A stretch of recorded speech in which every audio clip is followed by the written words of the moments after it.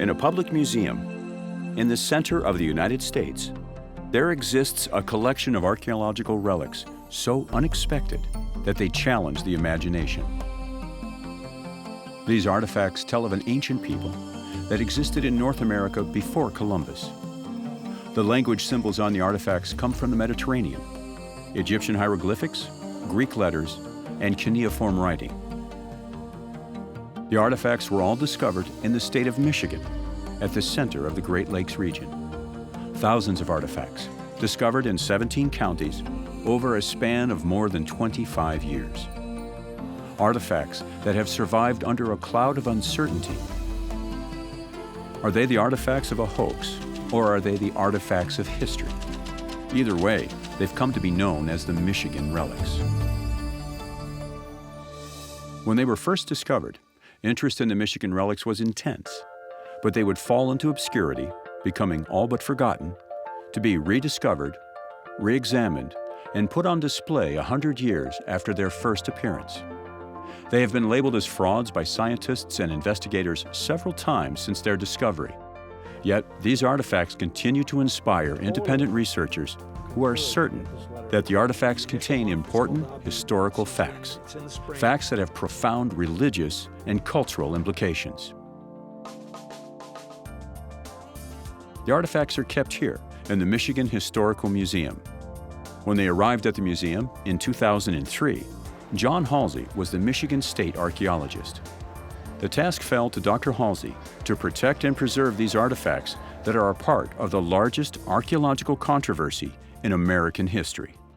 The Michigan Relics were a series of objects that were found in various parts of north central and southeastern Michigan, starting in 1890 and running up to about 1920. The first ones that we're aware of were discovered by a man named James Scotford, who discovered a clay cup while digging fence posts up near Wyman in Montcalm County. Scotford went about the community showing these things off and getting the people really excited about these artifacts that he had discovered out there. So a number of people in the local community went out with Scotford, dug into small mound-like rises, probably not really true burial mounds, but they started finding things, finding copper things, finding slate objects. And so this led some of the city fathers to say, hey, there may be some money to be made in this. And under the tutelage of Scotford, they went out and did a whole lot more digging and found a whole lot more stuff. Their goal in doing this was to sell these things to the Smithsonian Institution. But before they did this, somebody said, maybe we ought to have somebody who knows something about artifacts look at these. And they got a professor from Lake Forest College in Illinois to come up and look at them. And he looked at them, but not for very long before said, these are fakes. And then not just fakes, they're bad fakes. Guys, you got really nothing here. And they dissolved the archaeological trust, and it probably should have died right then. It was not the end of the story, however, as Scotford would continue to show up with artifacts for the next 30 years. He eventually moved to Detroit, and suddenly he started finding artifacts in the Detroit area. But now the artifacts they were finding had begun to turn more to slate and copper. By 1906, Scotford was listed in the Detroit City Directory as a painter of signs. In that same directory was the listing for a Daniel E. Soper, who listed his profession as investments. Soper would become a dominant player in the story of the Michigan Relics. Soper was a flamboyant personality with a dubious past. Soper was a former Michigan Secretary of State who had been forced out of office because of some questionable activities. He had taken up the cause of the relics, and eventually Soper became the promotional guy for it, sort of a low-grade P.T. Barnum. He was really promoting these things. On many of the Michigan artifacts were images of what looked like biblical scenes, indicating a Judeo-Christian people had, at one time, inhabited Michigan and then disappeared. Soper showed the artifacts to the highly regarded pastor of Holy Trinity Church in Detroit, the Reverend James Savage. Father Savage, he really believed these things were legitimate antiquities, and his stated position was, I'd rather collect these things and have them seen eventually as a fraud than lose something that was really legitimate. Father Savage wondered if the artifacts were connected to the lost tribes of Israel. Seeing the biblical images and the mysterious writings, Father Savage became committed to preserving the artifacts that promised an astounding historical tale. He would purchase all the artifacts that came to him. James Scottford and Daniel Soper were the source of those artifacts. These artifacts, depicting biblical scenes, also drew the attention of members of the Church of Latter-day Saints. Well, Mormons have this belief that in addition to the Bible, that there are other scriptures. And the other scriptures, known as the Book of Mormon, basically talks about a group of people that left Jerusalem and ended up in the New World somewhere. And so whenever some archaeological find comes along that talks about large civilizations with roads and buildings and cities in the New World, they get excited about it. The Michigan Relics have three main groupings. Some are made of clay, some are made of slate, carved slate, and some are made from copper. For the Mormons, to find copper plates with inscriptions was reminiscent of the original text of the Book of Mormon, which was not on copper plates, but on gold plates. So when Mormons heard about plates with inscriptions, they were quite excited, because here's verification of what they had been thinking about and talking about ever since the 1830s. While the discovery of the relics would generate excitement, they also produced frustration. The artifacts promised the great potential of filling in some biblical mysteries, and yet no one could read the artifacts. What made the Michigan Relics distinctive was, first of all, almost all of them had a very distinctive mark, a series of actually scratches, which eventually became known as the mystic symbol. We don't know what it was supposed to be. If you look at it quickly, it has something like the IHS, the Christian IHS. What distinguishes them, moreover, is the size of some of the objects, and particularly the slate objects. They're large, they're heavy, and they, in many cases, also have what has been called writing, lots of symbols, but it is not in any of the known Indo-European languages. Interpreting the languages on the tablets would prove to be the most enigmatic aspect of the Michigan Relics. One interested Mormon of the day was the Bishop Rudolf Etzenhauser. He was a member of a break-off group from the Mormon Church, and he was a bishop. Etzenhauser was very enthusiastic about the discovery of the relics in Michigan. He even joined Soper on a dig.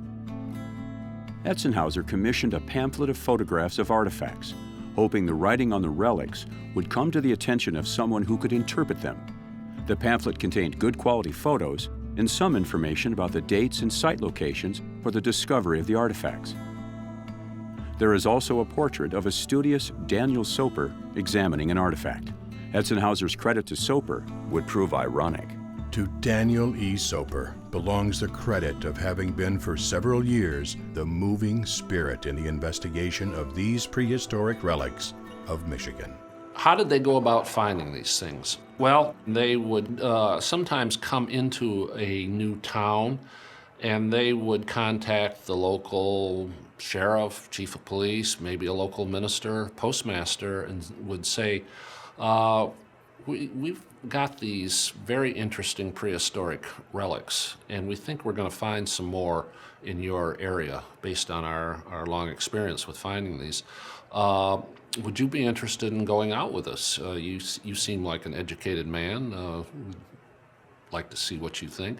So they'd get together a team of respectable people, and they would go to the appointed spot. They'd say, okay, well, let's dig. And Scottford would say, okay, well, gentlemen, you go rest in the shade for a minute, and I'll start digging. And so he would dig, and then he'd go thump, thump. Oh, come here, I think I found something.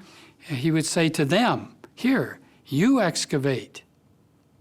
And then they would uncover these artifacts. And of course he believed that this thing was real. He'd found it. He'd lifted it out of the ground with his own hands. There was no way that it could be a fake. And then Soper and Scotford would say, well, you know, we're really having a lot of trouble with the archaeologists. They say these things are fake.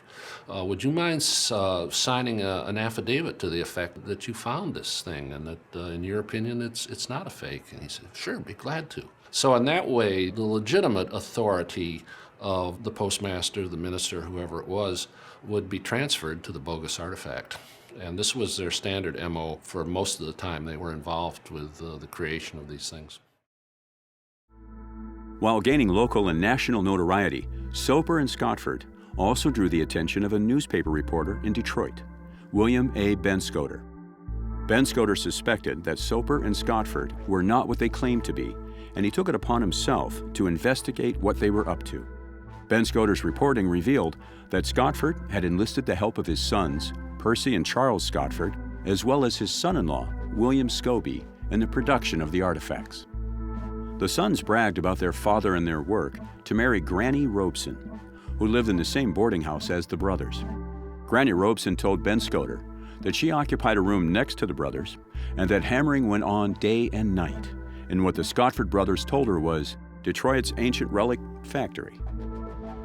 Benscoter got himself very much involved in researching this and talked to all of these people, would confront them on the street, in their homes at night. One particularly memorable instance was when Benscoter confronted Scobie at home one night, and Scobie threatened him when Benscoter was asking too many pointed questions. Says, if we weren't in the city, I'd punch you in the nose. And then, and this is not a direct quote, and what are you doing interfering with private enterprise anyway? That's as close as we ever come to one of the principal participants in this admitting that this thing is actually an industrial exercise. Later on, Scotford's daughter, in a formal deposition, states that she saw her father make these things and that there were other people involved with it, but that she wanted it kept secret until after her mother had died. So her mother lived on for many years. The availability or the existence of this deposition wasn't known until well into the 20th century. At the turn of the 20th century, the science of archaeology was still in its infancy, but there were several professors of science that were angered by what they saw as a blatant perpetration of fraud being foisted upon the American public. Together, these distinguished academics formed a committee to expose the Michigan Relics. In 1911, they published their findings in a scholarly journal of the day, the American Antiquarian, thoroughly denouncing the validity of the relics. In addition, on July 28, 1911, in a front-page Detroit News article, Professor Frederick Starr, Dean of the Department of Anthropology and American Archaeology at the University of Chicago, very publicly declared the prehistoric relics were fakes. Soper was undeterred by the academics, and with the help of Scotford, he continued to discover relics until 1920. In all, it is claimed that from 1890 to 1920, as many as 3,000 to 9,000 relics were found in 17 counties in Michigan. Soper retired to Chattanooga, Tennessee, where he began referring to himself as Colonel Soper and continued his celebrity with appearances at social events where he regaled prominent individuals with reports on the ancient artifacts he had discovered in Michigan. Soper died in 1922, leaving a large collection of artifacts. Father Savage died in 1927, also leaving a large collection of the Michigan relics. Father Savage's collection ended up in storage at Notre Dame University in South Bend, Indiana, where they would sit for 30 years, mostly forgotten.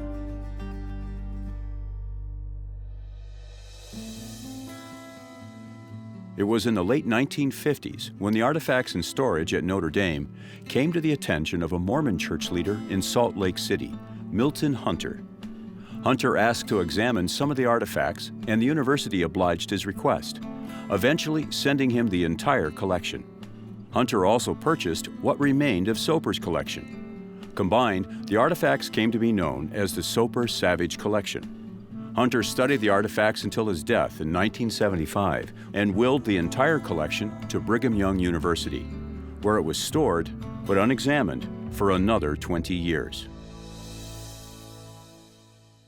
At the heart of the controversy about the Michigan relics is the question, how did these artifacts get here, and who made them? At the turn of the 20th century, it was commonly held by archaeologists that the oceans had acted as barriers to isolate the Americas from the rest of the world, and that the only cultures in North America, before Columbus, were Native American. And yet, these artifacts are clearly not Native American. The idea of the oceans as barriers is known as the isolationist theory. Counter to the isolationist theory is the idea that humans have traveled and spread their cultural influences in every direction, especially where there were waterways. This is known as the diffusionist theory. Diffusionists think the massive deposit of pure copper in the Upper Peninsula of Michigan was a destination point for ancient people from the Mediterranean. Diffusionists maintain that 2,000 years ago, access to northern Michigan by ancient mariners would have been possible because water levels were higher and there were several different water routes to the Great Lakes region.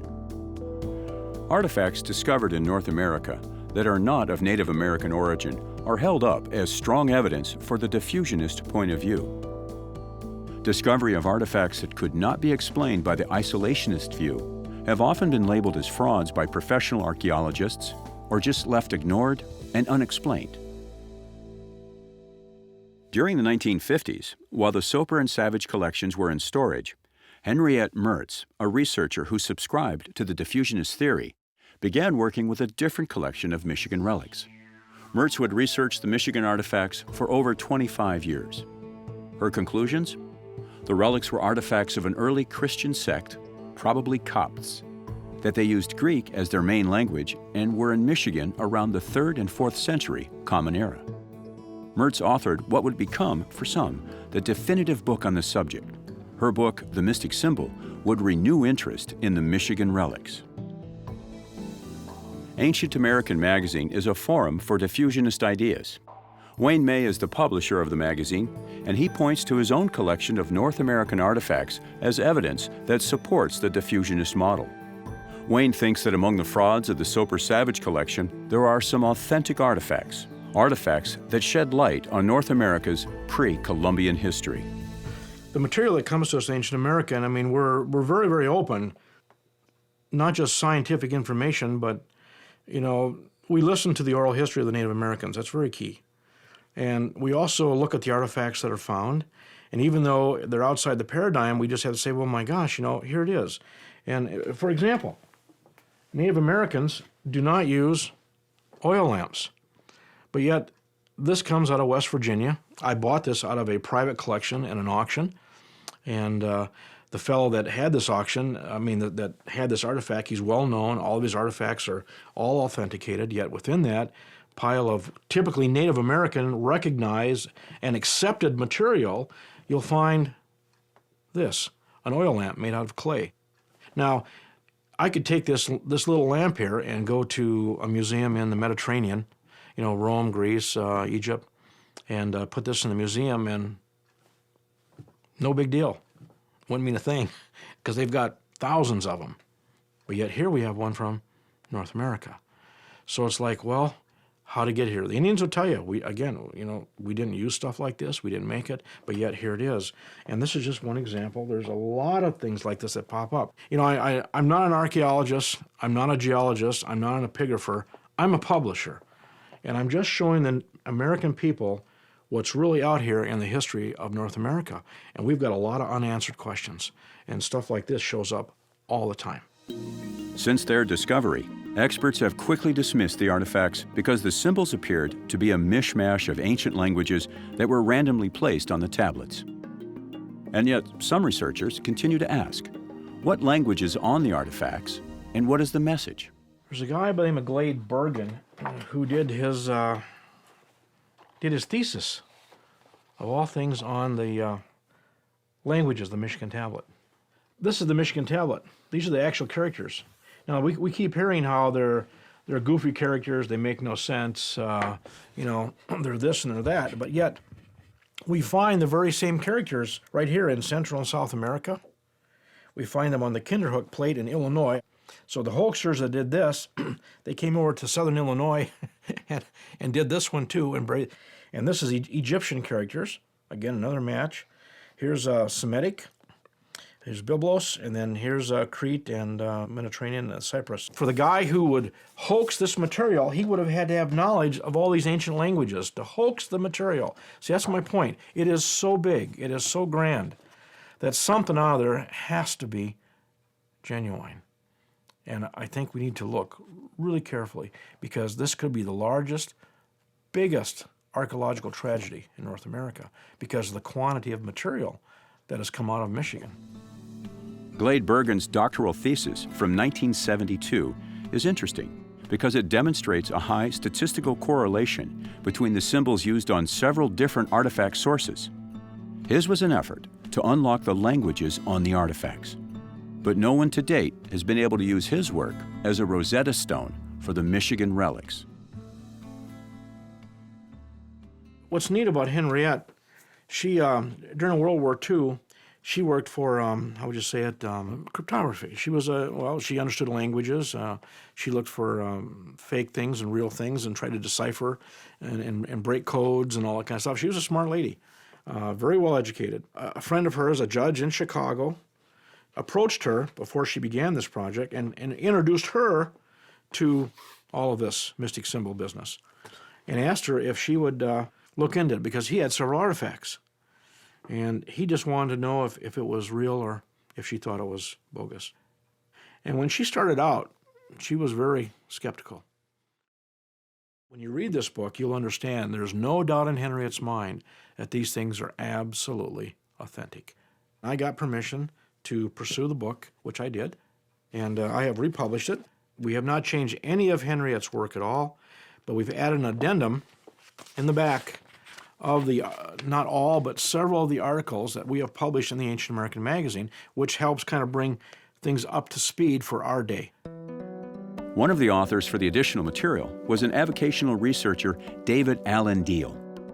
Deal's work is probably the most rigorous look at the language and symbolism on the Michigan relics to date. David Deal is an accomplished graphic artist. He is also a self-taught scholar of Paleo-Hebrew.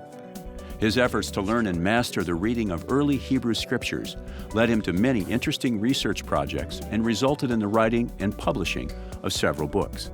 His writings put him deep in the diffusionist camp.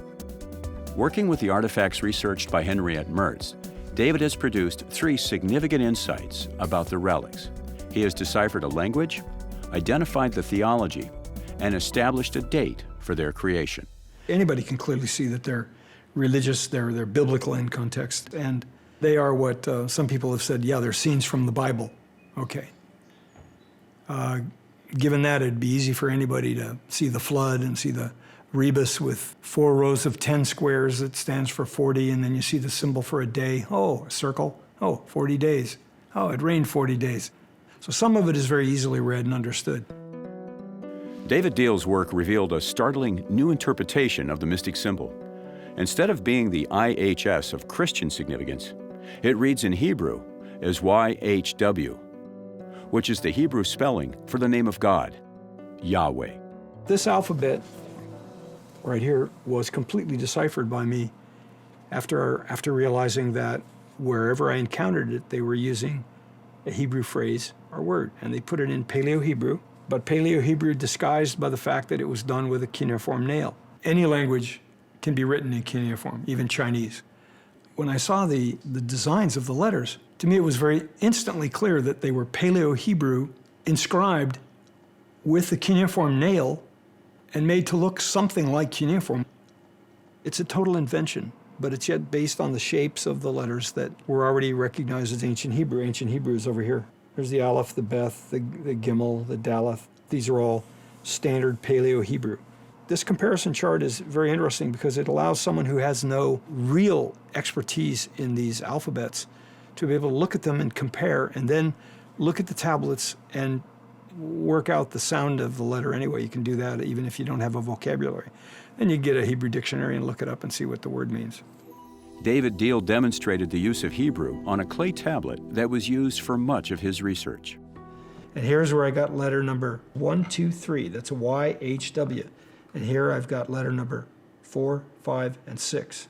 Now, how do I do that? Well, the first letter I recognized was this one that looks kind of like a W. It's got 3 strokes going up.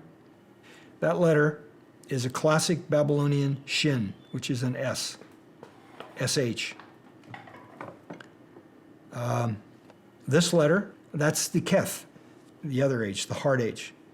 And my designer's eye tells me that that's an M, done with cuneiform. You know how you take an M up, and down. But yeah, the M, the S, the sheen, and the keth, which is broken. But if you look at it very closely, you'll see the relationship of these 2 strokes. This one is brought up just like this one right here. There's a keth right there with a left-hand stroke pulled up. And then in that case, the word is M-S-H, Messiah, Mashiach.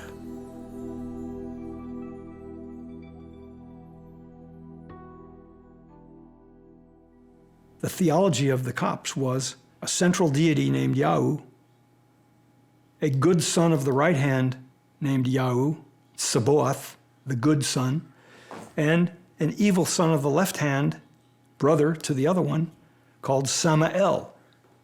Samael to them was the devil. Well, here's the theology, basic theology. Creator deity with 2 brother sons, one good, one bad. In 1895, a French translation of the Pistis Sophia, which is this Coptic Egyptian theological document, came into print, and not wide printing, wide distribution, but some distribution in France and in Europe. 3 years after Scofford was accused of creating the first of these artifacts. So you have to make your mind up yourself. Was Scofford able to convey this theology at a time when it was unknown in the world and it was not a standard Christian theology? How could he have put that in there? The answer to the question is clearly he could not. I see a consistent theology and letter forms that never existed before in anyone's world, invented by these people. And why would they invent these new alphabets? Very clear reason why. There was a thing in the beginning of the 4th century called the Arian dispute. And the Arian dispute was basically Bishop Arius of Alexandria disagreed with Emperor Constantine's approach on the Trinity. And the emperor wanted there to be a Trinity, which he succeeded in achieving. And Bishop Arius was the subject of the Nicene Council in Turkey in 325 AD, when it was determined that the nature of the Messiah was the same as the Father. They were the same nature, whereas Bishop Arius held that they were of different natures, different substance. The Son was a created being, created by the Father as an angel first.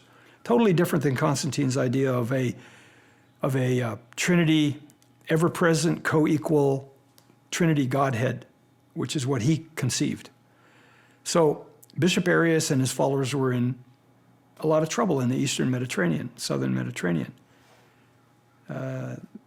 around the beginning of the 4th century to the middle, first quarter of the 4th century. But they were ensconced in Egypt, and they were ripped out at the time of the Arian dispute. Another intriguing observation made by David Deal came from the book of photographs published by Rudolf Etzenhauser, containing this image of a slate tablet found near Roland Township in Michigan's Isabella County. When I saw the photograph in Etzenhauser's book, I saw this eclipse, I analyzed it, I said it's a calendar.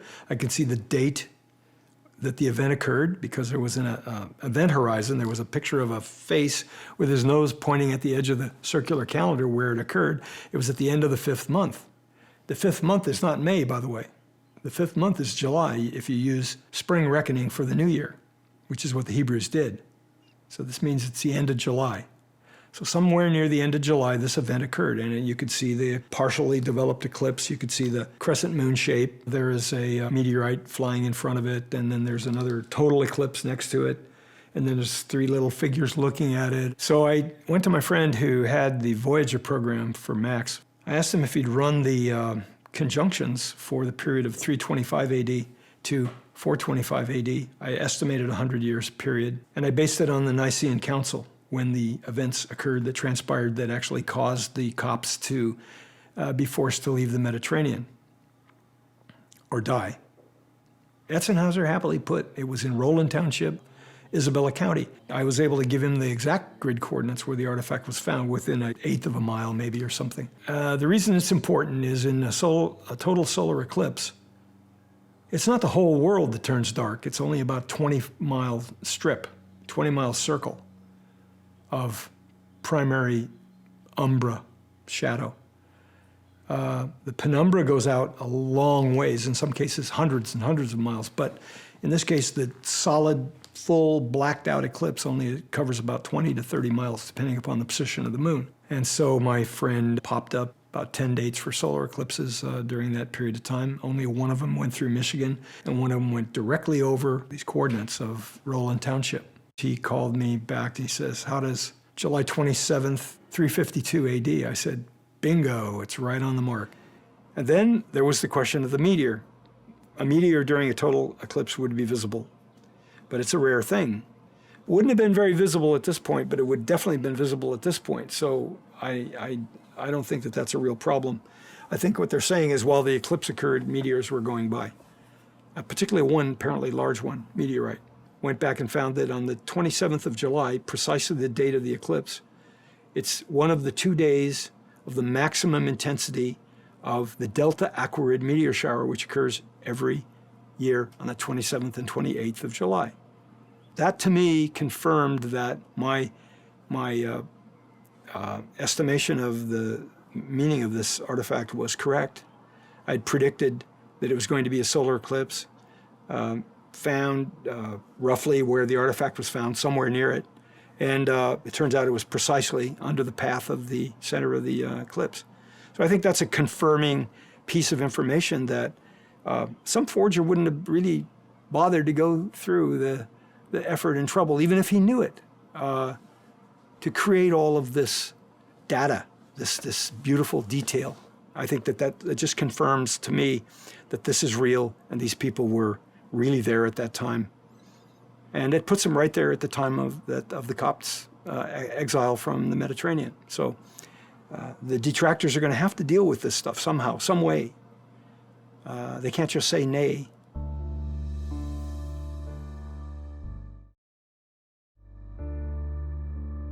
With the increased attention inspired by Mertz's book, BYU began getting requests to examine the relics.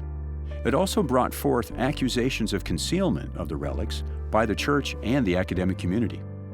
To address the controversy and to assess the collection, the editor from the university's publication, The BYU Studies, contacted Dr. Richard Stamps, a Michigan archaeologist. I had heard references to the Soper Savage collection. Didn't know much about it. Maybe had seen a photograph of some of the tablets. And when the editor of the BYU Studies came and said, hey, we're looking for an archaeologist from Michigan to analyze this collection. We got this big collection. Sure, I'm excited about this. And I was excited because I was able to take in 20 years of experience of looking at Michigan artifacts to go and see how do these match up? Where do they fit? How does it fit into the big picture? I go in with certain questions. What are these artifacts? What is their function? Where are they from? Where do they fit in Michigan's prehistory? We have a pretty good record of artifacts, lifestyles here in the state of Michigan. There are the Paleo-Indians, been here since the glaciers retreated. Then we have a shift when the climate changed, the vegetation, the animal life changed. The Archaic period comes in. There are intensive hunters and gatherers. So I was excited to take this new collection of artifacts and kind of pass them through the filter. Dr. Stamps reviewed the entire collection and published a report of his findings in the BYU Studies. The title on my article is called Tools Leave Marks, because I was looking at these pieces and I was starting to find marks from tools that didn't quite exist. Finding pieces of clay with an imprint on the back of the clay where the clay had been put on a wooden table, and the table was made of wood that had been cut with a saw, and you could see the imprint of the saw marks from the wooden table on the clay. Or to find copper artifacts that had been filed with a file, and you could see the file markings. Or you could see the chisel marks where artifacts had been cut with a cold chisel. Tools leave marks.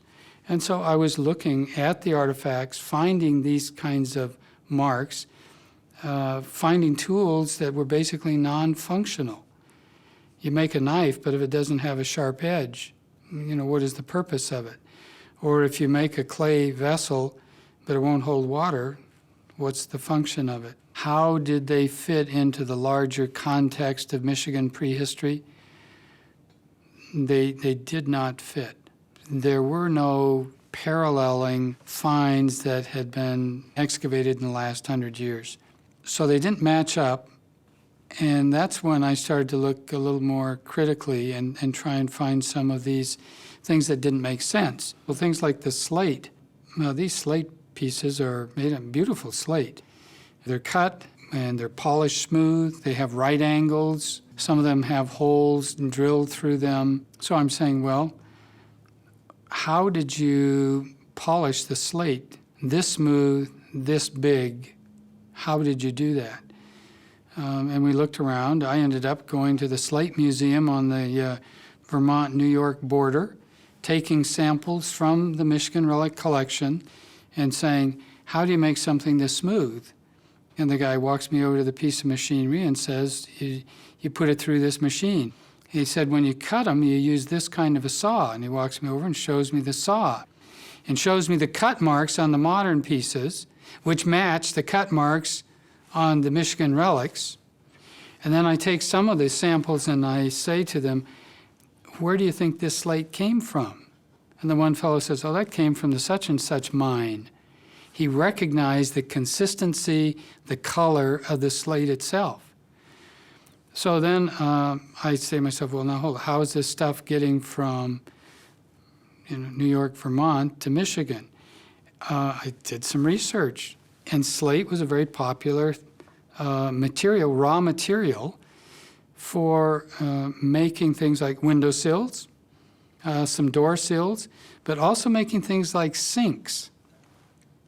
And one of the pieces that I'd seen in the Michigan Relics had just boggled my mind. I couldn't figure this thing out because flat across the top comes down at a right angle, then goes up at an angle and down at an angle. It's a strange piece. And it had certain holes drilled in it. And the holes became part of the decoration. They were either starbursts or border lines or something. So here's this piece of slate, and I'm looking at this saying, what's going on here? And then I'm walking around the museum, and what do I find but a sample of a sink. In the old days, they used to make sinks out of slate. And these were the two end boards, were the same shape as this Michigan relic that had had this carving put on it. Where did they get the slate from? Somebody was coming along construction site where they were putting in window sills, door sills, sinks, found the old stuff, took it off to their workshop, and then changed it from a 19th century construction material reject, put a decoration on it, and turned it into a Michigan relic. I also looked at some things on copper artifacts, and I went to a metallurgist and I said, look at this metal and tell me what you think about it. And they did a couple of things, like measured it with their calipers, and they came up with the average thickness, something like 3/16 of an inch. Okay, this was a standard. You want to buy some raw copper, you go down to the store, and it comes in this size, and this size, and there's one of the sizes that's available when you're buying copper. Also, we looked at some of the fine lines. The metallurgist, when he was looking at this, he said, boy, whoever created this had a sharp tool. I said, what do you mean? He was able to measure the very, very thin line that was scribed on the copper tablet. And he says, you have to have a sharp steel tool to do that. And also at a molecular level, when we got the metallurgists to look at it, they could see the conformity, and they said, this has been smelted. So some people would say, well, come on, Stamps, maybe the Native Americans were smelting copper. And that's a great thought. It's a great idea. Show me some evidence of a copper smelter. Of all the archaeological sites in the state of Michigan, and nobody's found a smelter that dates to the time period, this prehistoric period. So the copper didn't line up, the clay didn't line up, the slate didn't line up. So I came to the conclusion that these were made by someone other than early pre-contact folks. I think Scotford was making them, Soper was helping bury them and getting customers to come and dig them, and Father Savage was the unfortunate fellow who was kind of duped into believing that they were real, and he amassed this large collection. So what was the purpose? I think Scotford was making money at it. If the artifacts could speak for themselves, what would they tell us? Would they reveal an engineered lie or a hidden truth? Did Scotford and Soper discover genuine historical artifacts, preserving them until the writing could be read and their authenticity proven? Or is anyone that looks for meaning in the artifacts just another victim of Scotford and Soper's hoax? How will we get to the truth? Does a technology exist today that did not exist at the turn of the 20th century that could prove the authenticity of the Michigan relics?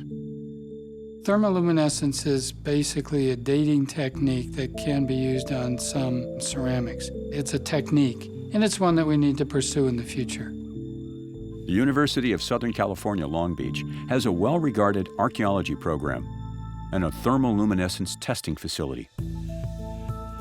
Under the guidance of Dr. Carl Lippo, the clay tablet that David Deal had deciphered was recorded with a 3D laser, and a fragment of the tablet was submitted for thermoluminescence testing.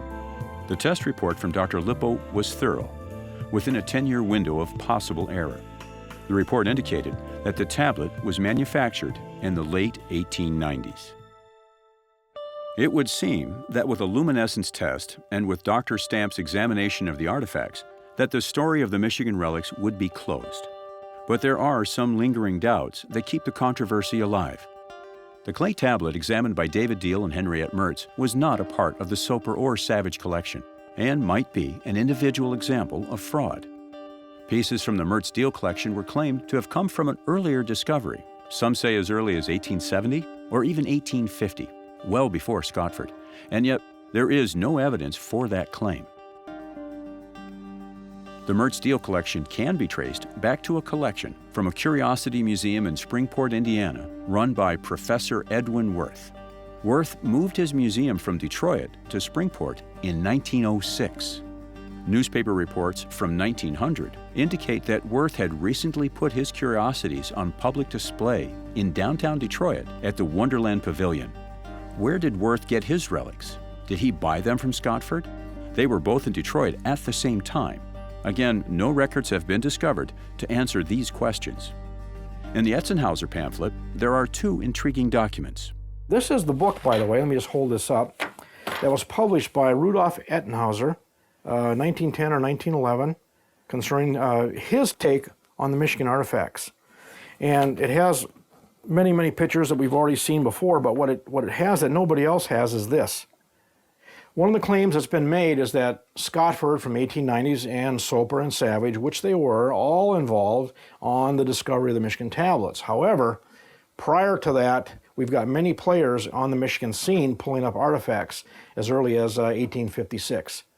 Here we have two signed affidavits with the people's names. They can all be verified. And all of these people who signed here, we have no Mr. Soper, no Father Savage, and no Scotford brothers here at all. So here we have two affidavits, absolutely clean, have nothing to do with Soper, Savage, or the Scotfords. And these are different people and pictures of the artifacts that they found. We do not know today where these artifacts are. And then just one more comment. The Monhegan stone we talked about earlier at the mouth of the St. Lawrence River. This doesn't show the whole stone, it just shows what's inscribed on the stone, and this is what you would see if you go there today to see it.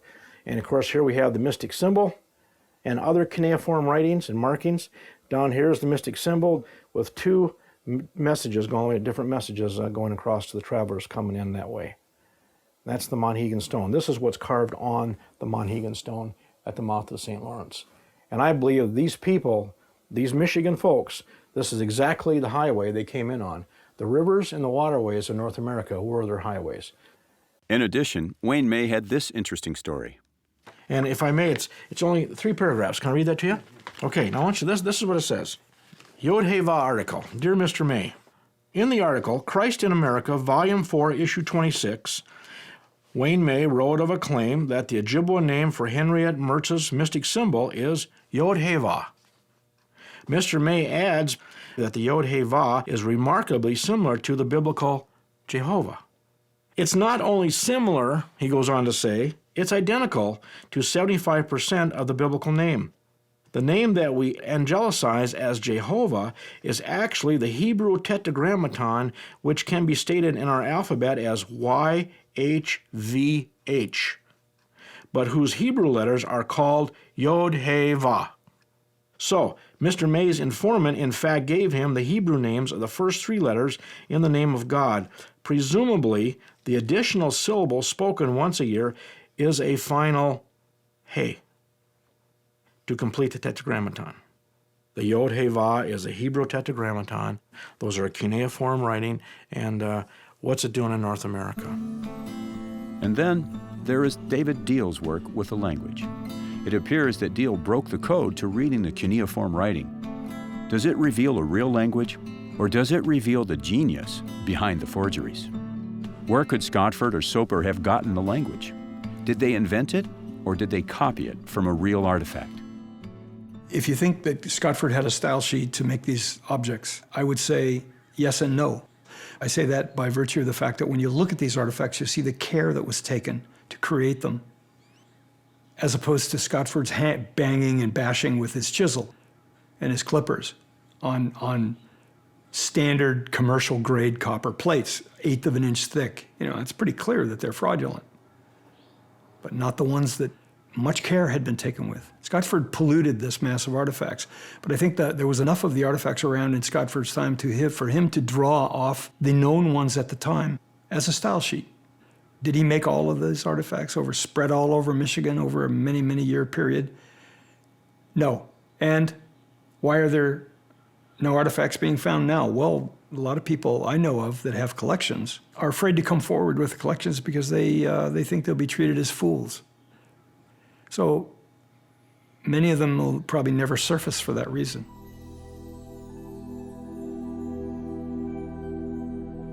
I think the Michigan tablets, to me, also are extremely important because of the quantity.